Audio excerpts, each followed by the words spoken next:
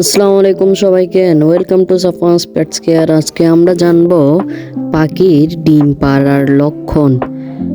বাজিগার পাখি সম্পর্কে কম বেশি সকলেই জানে, তবে এদের ডিম পাড়ার লক্ষণ সকলেই জানে না।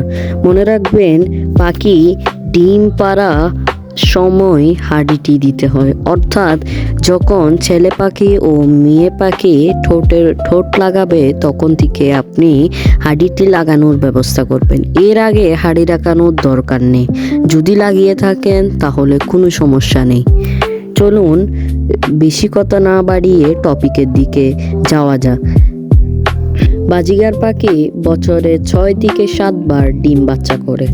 এর মধ্যে প্রতিবারে 5টি থেকে নিয়ে 15টি পর্যন্ত ডিম দিতে পারে। স্ক্রিনে দেখানো এখন যে ছবিটি দেখছেন ওইখানের মধ্যে রয়েছে সবকিছু। ভিডিওটি ভালো লাগলে লাইক করতে ভুলবেন না। আসসালামু আলাইকুম।